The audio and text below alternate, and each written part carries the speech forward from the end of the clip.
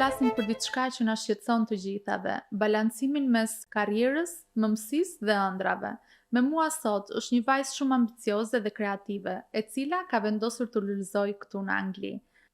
Ajo është nënë e 2 fëmijëve, e punësuar në një korporat dhe njëkohësisht drejton biznesin e saj të luleve online. Dhe sot ne do t'ja zbulojmë se si ajo ja del. Enxhi, shumë faleminderit që je sot këtu me mua. Faleminderit dhe ti Fatjona për ftesën. Faleminderit, është kënaqësi. Unë doja të dija pak se si ishte jeta jote para se ti të emigroje në Angli. Mund të them që dhe jeta në Shqipëri ka qenë mjaft e bukur.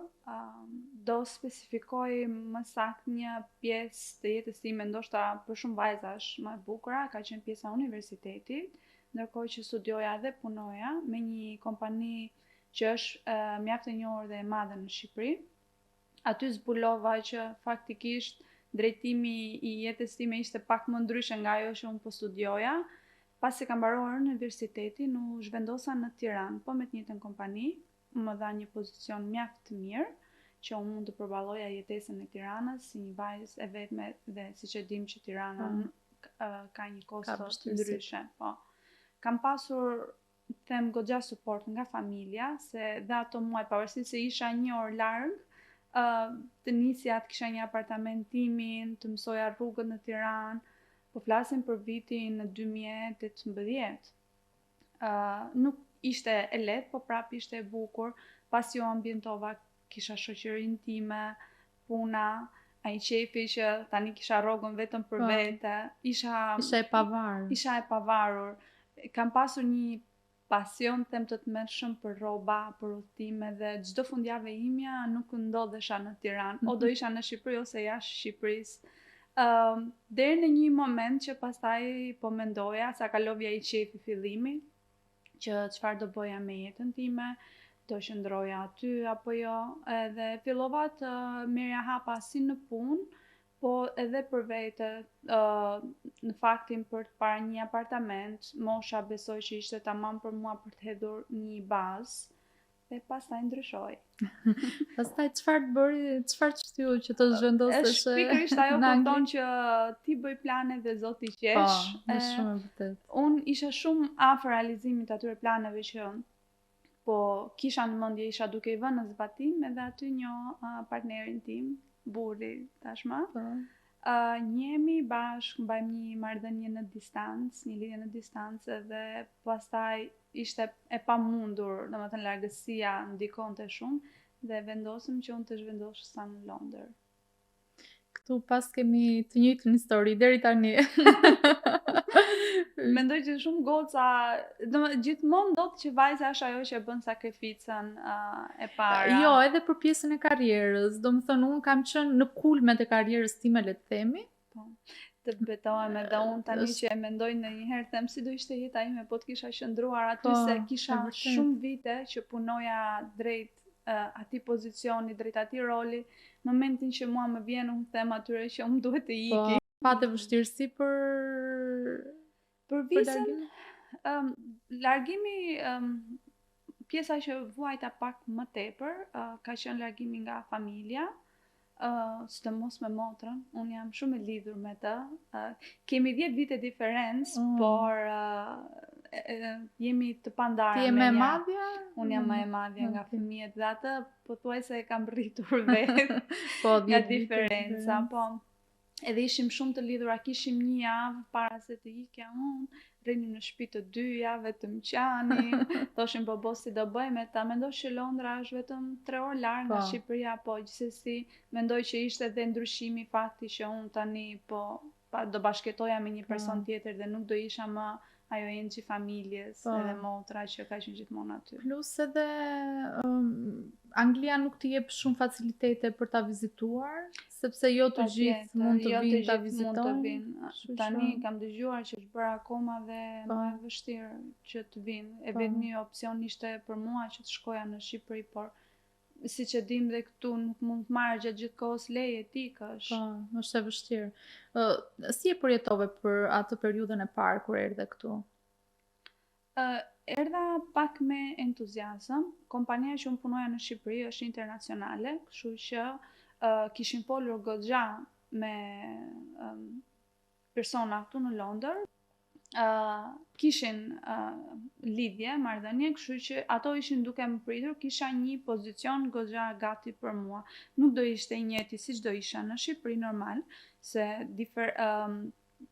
diferenca kulturës, mënyrat punuarit, unë nuk e kisha iden, për mos folur dhe për vështirësitë me gjuhën. Me gjuhën, po. Sado që ne kemi studuar Ke anglisht në hasur shkollë, vështirësi, po. kur kam ardhur këtu të dëgjoja tekstin Patjetër, British po. ishte gjë tjetër. Kështu që gjithsesi thash, jam kam një vend pune, do përshtatem. Kur erdha, u përplasa me diçka komplet tjetër, dokumentat morën shumë kohë, kam pritur rreth 4 muaj për të marrë insurance number, kështu që ato nuk mund të më prisnin 4 muaj dhe unë e humba vendin e punës. U mërzita, por thoshin që sa po të na hapet një vend i ri do të njoftojmë sërish, je në listë e para, por aty i duheshe një person me CSB së shpejti. Fillova të kërkoja punë të tjera, nuk ishte lehtë. Kjo ka qenë pjesa më e vështirë, kam përshtypjen se ishe e përgatitur për diçka tjetër. Isha përgatitur, mendoja që kisha një rol gati dhe vështirësia ime do ishte thjesht përshtatesha me atë grup pune. Kurse tani do hyja në për intervista sërish, ti tregoje njerëzve që ti ishe afta, bëja atë punë, por nuk mund të shpreheshe njësoj si që flasim në shqipe, si që ishte në anglisht. Kështu që besoj që kjo ishte pjesa më e vështirë për mua. Por pata një menaxher mjaft të mirë për punën e parë, ai më ka punësuar, kishte besim, më tha që e shikoj që dukesh e aftë, ke një eksperiencë, do përshtatesh. Nuk ishte po e njëjta punë që unë bëja gjithmonë, por që ishte e ngjashme në fushë. Po, se shumë vajza dhe gra mendojnë që është shumë e vështirë të hysh në tregun e punës në Londër. Ti si e gjete punën e parë? Sa e vështirë ka qenë për ty? Partneri im është shumë supertues, po është shumë nxitës. Thoshte mua, ke për detyrë të dërgosh 10 CV në ditë. Thoshte, nuk e di si do t'i gjesh ato punë, po duhet të dërgosh 10 vende CV. Edhe nuk më linte të betohem për ditë. Kishe target ditore. Po, kisha target.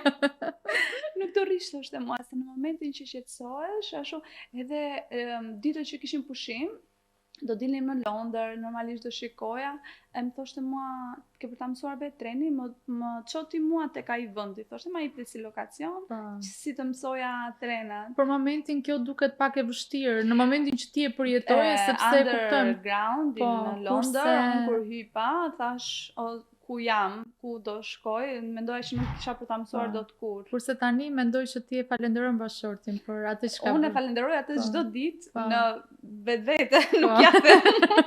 Po jo të gjitha, nuk duhet se çdo ditë bëhet shumë mirë që ai mos ta shohë.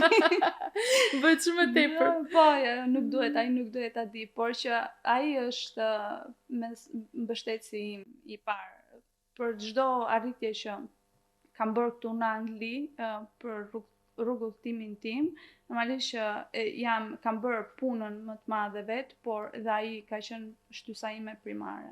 Po patjetër. Edhe duhet ishte se mbase ndje edhe pak fajtor që të mori. Po, atë do thoja, kisha ikur mbrapsht. Jo, mund të them, por që mirë, ishte vetëm 3 muajt e parë, mund të them se duke qenë se jam një karakter që përshtatem kudo që të shkoj, me punën e re u ambientova shumë mirë, ishte marrëdhënie me klienti, ka qenë një punë shitëse në një kompani mobilare, kështu që unë isha hasur me klientët, dija si të përballesha, si të flisja, si të shisja, kështu që e pata shumë të lehtë për atë. Aty mendoj që të ka ndihmuar pak edhe marrëdhënia me klientët për të përmirësuar gjuhën. Gjuhën, ajo do thoya që vetëm që ajo punë më ndihmoi, ka qenë praktika e gjuhës, të kuptoja se njerëzit tu flasin dhe me shkurtime siç flasim ne, kanë dhe dialekte të ndryshme, kështu që ajo punë më ndihmoi dhe madje ka qenë një ndihmë goxha e madhe për punën ku un jam sot, se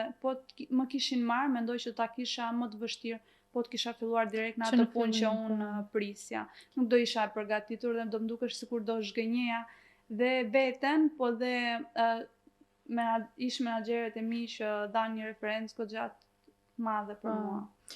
Çfarë roli ke sot Te puna Sot dhe unë bëj çfarë një të pëlqen më shumë në atë që bën? Sot jam në një rolin e business advisor. Okej. Kam si përmarrje bizneset në Londër në lidhje me kontratat, punëtorët që ato kanë. Okej. Nuk është ndonjë gjë fascinating, më shumë është një punë tamam korporate, zyre, të flasësh me klientët domethënë në përditshmëri.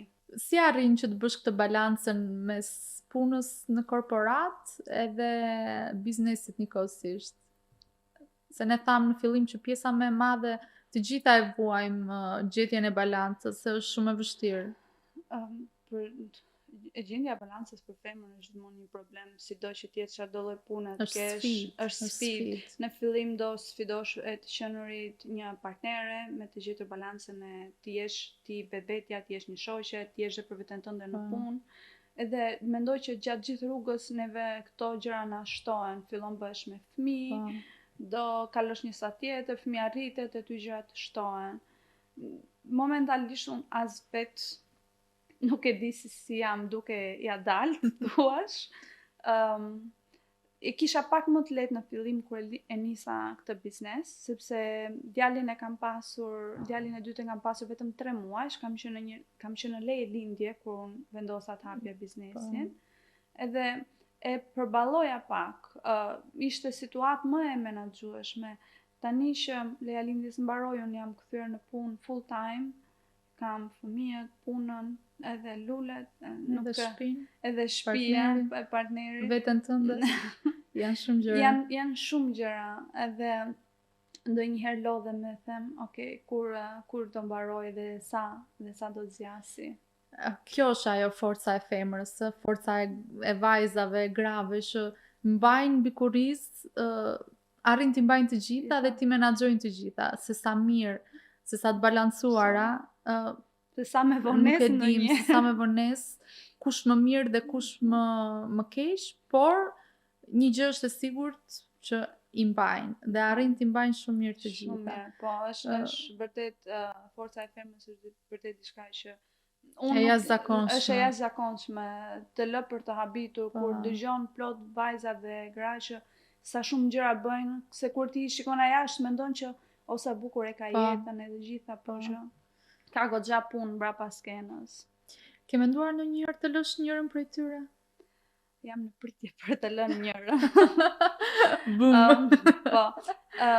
E kisha menduar që do e lija pozicionin në korporat momentin që do ma bëronte leja lindjes. Kemi një farë kontrate që pas lejes lindjes ne duhet të punojmë një farë kohë, rreth 1 vit mbas, por edhe mbas asaj nuk e di, do jem unë gati për ta hedhur atë hapin tjetër me lulet. Kështu që për momentin jam në një afat kohor që dhe të doja nuk e kam atë opsion, por që së shpejti besoj që po. Tani dua të flasim për pjesën më të bukur. Si erdhi ideja për të hapur një biznes dhe pse një biznes lulesh? Do kthejmë dhe një herë ke ajo pjesë e partnerit që më shtyente. Gjatë kohës që unë punoja, ai gjithmonë më thoshte se unë e mbarova një universitet dhe nuk doja të vazhdoja për atë çka kisha studiuar. Edhe më thoshte, shiko, është momenti më i mirë, je në një shtet tjetër, gjërat funksionojnë pak ndryshe, dëshiron të studiosh diçka, çfarë të bën ty të lumtur, thoshte. Provo disa gjëra, por që kisha gjetur atë rehatinën e punës, e thosha, jo, nuk ja filloj dot njëherë nga e para.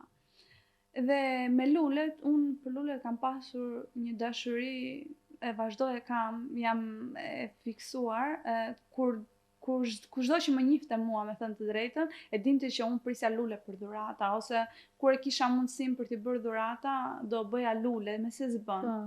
Motra ime njëherë është e rritur që në fillore besoj për çdo ditëlindje merrte lule.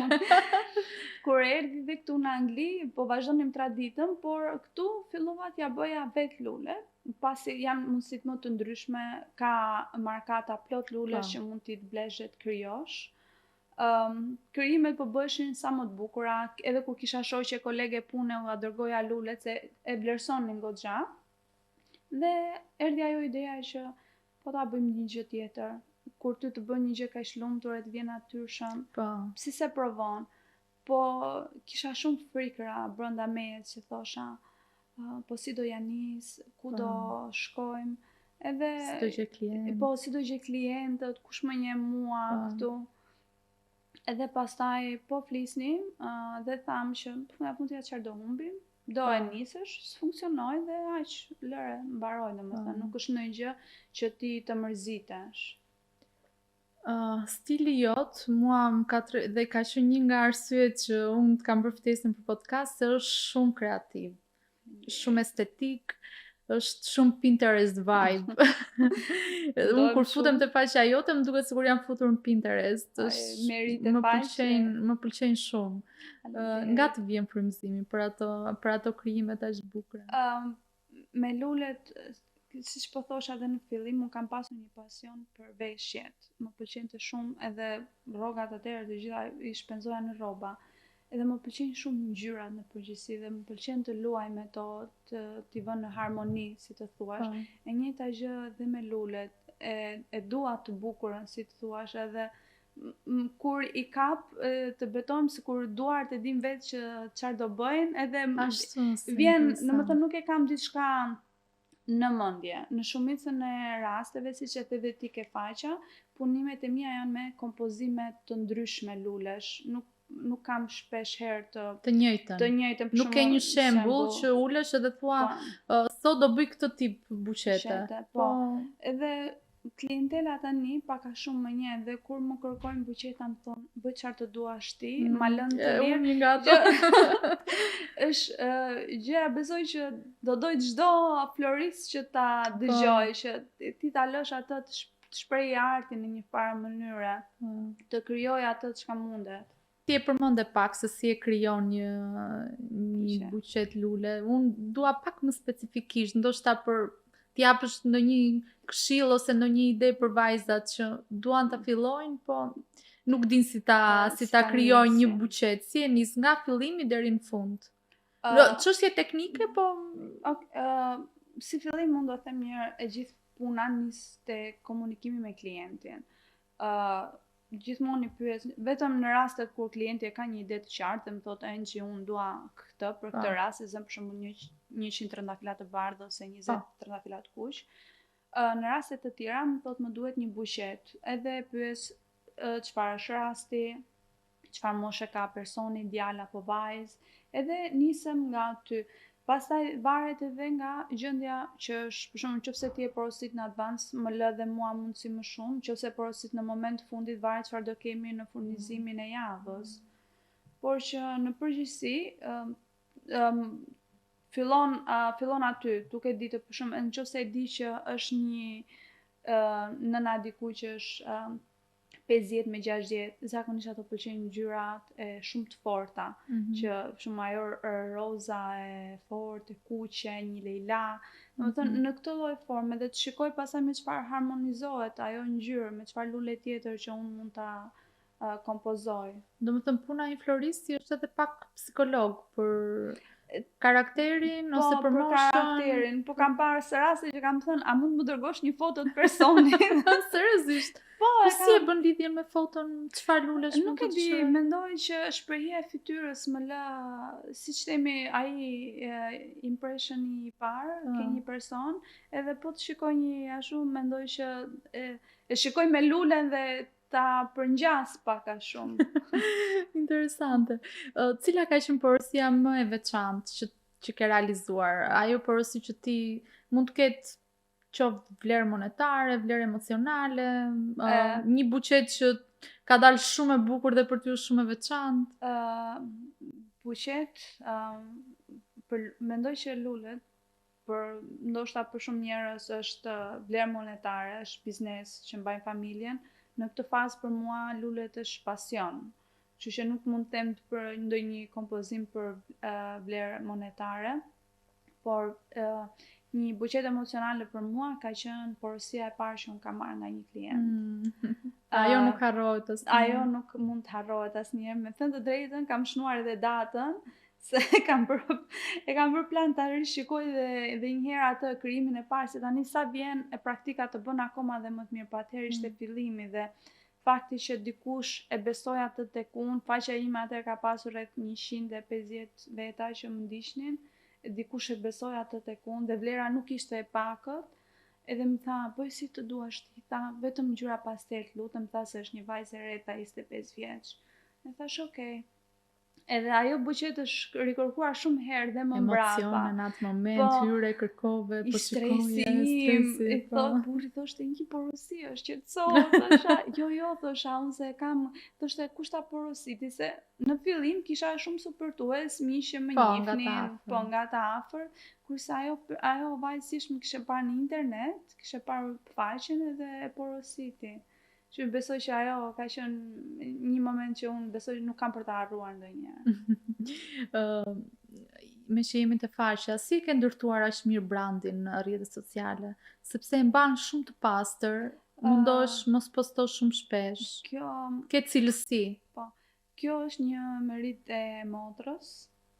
Ky brezëri që ka shumë i shkallë për këtë punë. Bravo. Ajo, se unë bëj shumë, punoj pothuajse çdo ditë të javës, por jo çdo ditë postohet. Për shembull, ka një buqe që mund ta bëj sot, po do postohet disa ditë më mbrapa. E kam lënë faqen time në menaxhimin e asaj bashkë dhe një vajzë tjetër që merret me social media. Dhe ato shikojnë estetikën, për shembull unë do bëj video dhe ato do editojnë, e dinë që kur do hidhet ajo video, çfarë është hedhur para dhe çfarë do hidhet mbrapa. Unë kam parë të faqja jote që ti ke bërë edhe evente, si që dasma, ditëlindje. Po, ajo është një pjesë si them më e preferuar e punës time, sepse eventet të tilla gjithmonë është krijimtari sepse do përshtatet bashkë me dekorin e ambientit ose nëse ato kanë një thimë të caktuar. Ka qenë shumë gjë e bukur për mua dhe mendoj që ishte një arritje goxha e madhe të kisha dasmën e parë pa mbushur një vit si një biznes i vogël. Kam qenë shumë e lumtur kur e mora vesh, kisha muaj pasaj që po planifikoja përpara. Presioni është goxha i madh. Po. Duke qenë se shumë gjëra për mua tani janë për herë të parë, edhe nuk e prisja volumin, domethënë se sa punë do kishte mbas asaj. Kam ndenjur për dasmën, për shembull, ndenja mbi 48 orë pa fjetur fare. Ashtu. Kishte goxha përgatitje, nuk e dija se sa punëtor duhet të kisha marrë, të kisha punësuar në atë ditë, mendova që do ishte e menaxhueshme. Sepse ishte hera parë dhe ishte nuk hera ishe parë, mësuar. po, shumë hera parë. Ashtu siç bëja buqetat në fillim, për shembull, nuk e kisha iden një kompozim se sa lule do merrte. E njëjta gjë ndodhi dhe me eventet. Kisha bërë ditëlindje për shembull, isha mësuar me e dija sa lule duheshin, sa produkt, sa e madhe duheshe kompozimi, kurse me dasmën ishte thjesht doli pak jashtë parashikimeve të mia, por që ishte një mësim, po ishte edhe një eksperiencë shumë e bukur. Po, bravo, domethënë kaq pak kohë që të arrish gjithë këto, për mua është shumë. Edhe unë ndihesha shumë e lumtur të drejtën, ka qenë një moment shumë i bukur. Unë po mbyllesh edhe viti, dasma ka qenë 10 orë, kështu që ishte gjëja dhurata më e bukur që mund t'i kisha bërë vetes për biznesin. Të kthehemi pak mbrapa në fillimet fare.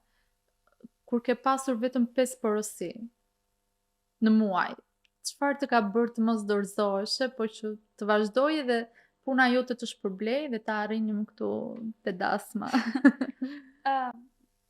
Kam qenë, besoj, mjaft me fat. Muajt më të qetë për mua kanë qenë 2 muajt e parë. Kam pasur goxha suport, si thash, nga familjarët, për çdo rast që kishin për çdo gjë e merrnin dhe paguanin, me thënë të drejtën. Edhe më ndihmonin, po, ky është suporti. Edhe kjo më ndihmonte edhe mua të krijoja, kjo ndihmonte për faqen, por dhe kur nuk kisha punë, unë shkoja bleja lulet edhe filloja bëja praktik për veten time. Të shikoja sepse nuk është thjesht bashkimi i atyre ngjyrave. Lulet kanë dhe shumë teknik, sidomos kompozimet, për pjesën e eventeve që unë doja të fokusohesha, mënyrën se si do t'i kapësh, çfarë bazamenti do përdorësh, domethënë ka goxha punë mbrapa dhe E gjëja që unë bëja në kohën time të lirë, ishte kjo, merja lule të ndryshme dhe praktikoja. Puna pastaj ka filluar, si thash, dhe unë vetë nuk e prisja një rritje kaq të shpejt dhe të madhe të faqes. Unë e fillova në mars dhe në qershor puna ka marrë një zhvillim. Ka lullzuar. Domethënë ishte krejt papritur, ka qenë fundi majit, edhe gjithë qershori, vetëm gushti ka qenë pak i qetë se gjithë njerëzit ishin me pushime, por prap e fillova të kërkoja se pasi pash që kjo gjë po funksiononte dhe po ese, fillova të kërkoja platforma të ndryshme, nuk mund ta lija punën time vetëm në Instagram dhe TikTok. Fillova të kërkoja edhe platforma të ndryshme dhe fatmirësisht ato janë çfarë mbajnë biznesin tim gjatë periudhave të qeta kur njerëzit, siç thash, nuk ndodhen në Shqipëri ose nuk ka aq shumë punë sa çka muajt e tjerë. Kështu që nuk kam pasur ndonjëherë 5 buqete. Kam pasur gjithmonë mjaftueshëm, domethënë jam shumë e lumtur me punën si ka ecur. A është fitimprur si biznes? Ndoshta për të bërë milioner, jo, por që mund të them që është një punë fitimprurëse. Janë eventet ato çfarë të japin pak më shumë fitim për ta mbajtur, po për mua, duke qenë se unë punoj online, nuk kam dhe ndonjë kosto të madhe të thuash në fjalë. Do të thënë, nuk ka kërkuar një investim fillestar nga kursimet e tua, le të themi. Fillimi im, domethënë, investimi im ka qenë vetëm £500 kur unë hapa në fillim faqen, se më duheshe të bleja materiale, edhe thash kjo do jetë, nëse do funksionojë, nëse puna do eci, shumë mirë, domethënë çdo fitim do e ktheva në investim, por që nga kursimet e mia ishte vetëm ajo vlerë, asgjë tjetër. Kur e kuptove që kjo gjëja nuk është thjesht një hobi, po tani ti futemi punës. Pas 2 muajve, përmende pak atë periudhën e... Po, pas 2-3 muajsh ka qenë që, siç thash në fillim, kisha atë frikën që si do shkoj, do eci apo jo. Mundohesha ta qetësoja veten, i thoja, po mirë, s'ka ndonjë gjë, se kush më njeh mua, po s'funksionoj, do e mbyll faqen dhe kaq. Por që ajo filloi po zhvillohesh, kam pasur nga disa persona që tani kam dhe një marrëdhënie më tepër se punë, mund të them shoqërore, që më kanë dhënë një suport jashtëzakonshëm dhe jam shumë falënderuese. Gjithmonë ja them që ndoshta unë pa ndihmën tënde nuk do isha kështu si jam në këtë fazë ku jam sot, do kishte marr pak më shumë kohë. Kështu që e vlerësoj, disa persona më kanë dhënë një suport vërtet madh. Bravo, për të vlerësuar. Është se jo shumë veta. Jo shumë veta të suportojnë, por jam falënderuese dhe kam qenë me shumë me fat, them.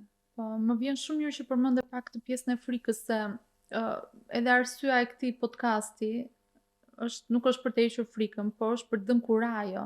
Dhe ti edhe shumë bukur atë kurajon, e the që kishe frikë në fillim, si ta nisje, si do ecte, dhe ja ku je, kështu që guxoni. Jo, vajzat guximtare gjithmonë do dalësh. Unë po nuk provove, nuk do kesh rezultat për asnjë lloj gjëje.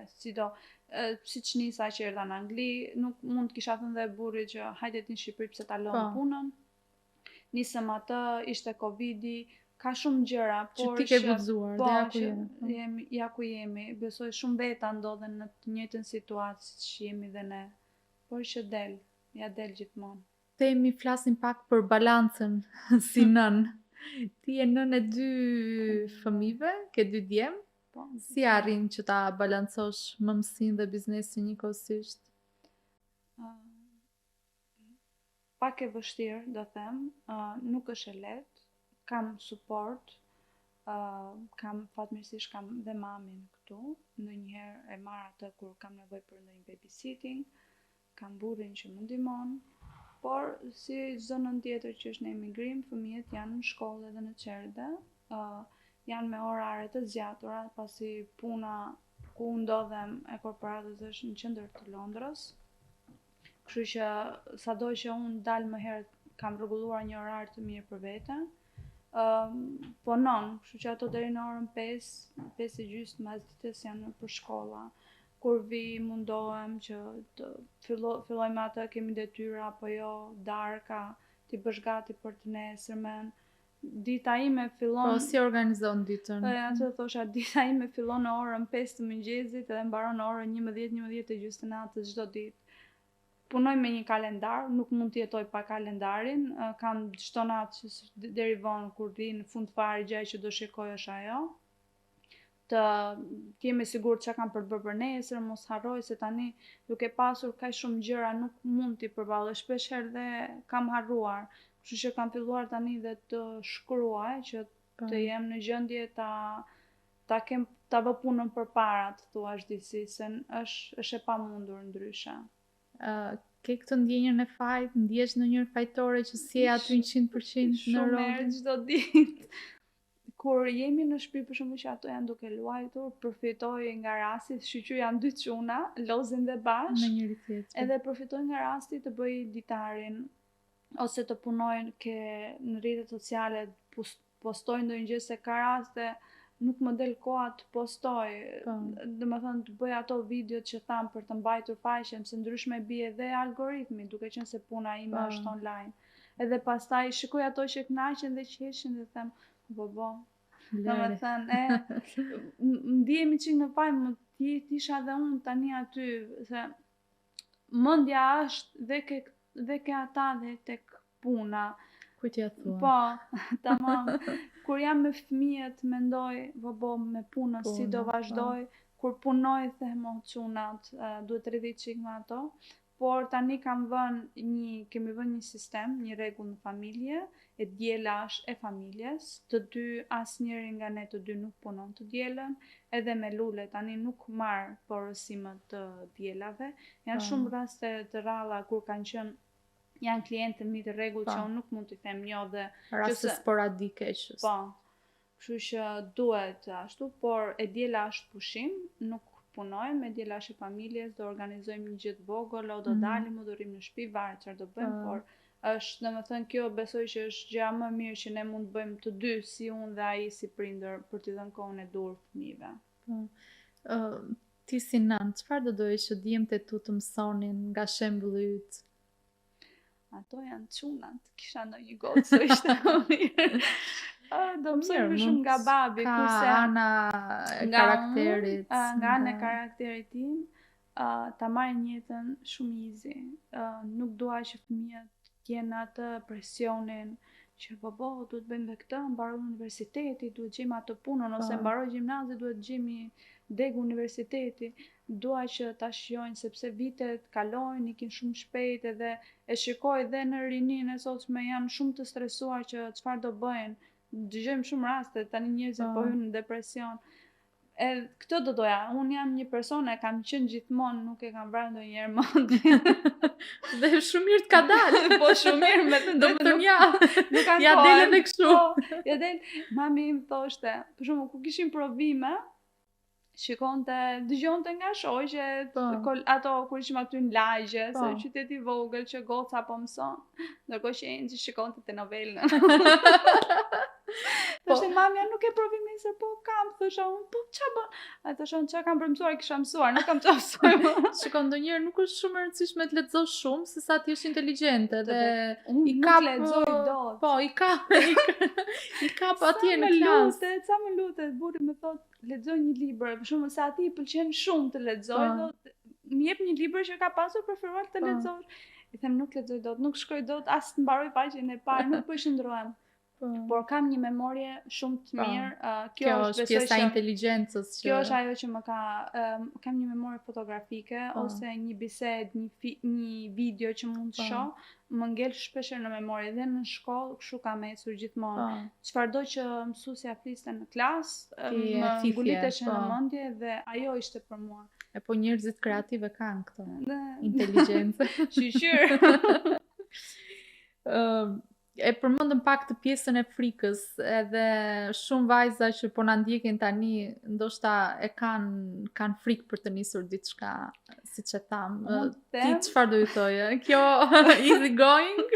po, easy going. Unë them, mos ki frikë fare, se çfarë është për të bërë do Po. bëhet, por ditë them këtë, nëse do që të arrish atë që ti po ndërron, duhet të punosh. Po. Nuk e di, ndoshta do të punosh siç bëra unë, për shembull me lulet që kur nuk kisha ato muajt e parë që nuk kisha punë, prap nuk thash e mirë të pres kur të vi puna, jo, do investohesh, më thënë puna ime kërkonte praktikën për të mësuar teknika.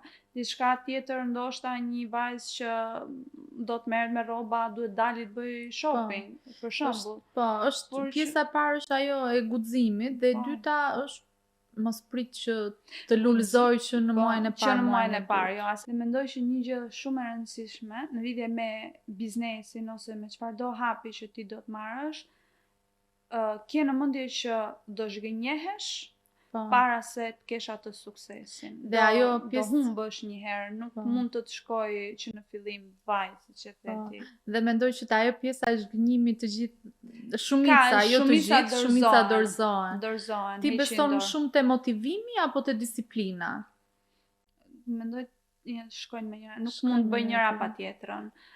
Motivimi është ai që do t'japi atë idenë që të ecësh përpara, që do krijosh ato goals ose ato arritjet e tua që ti do të bësh, por pa disiplinë nuk shkon dot. Motivimi është nisja, por disiplina është ajo që do të mbajë gjatë gjithë rrugës konsistent. Unë mendoj që disiplina dhe konsistenca janë çelësi që një çdo lloj gjë, si punë e palestrës, nuk mund të shkosh një herë në palestër tani se për të ndoshtë kesh një rezultat.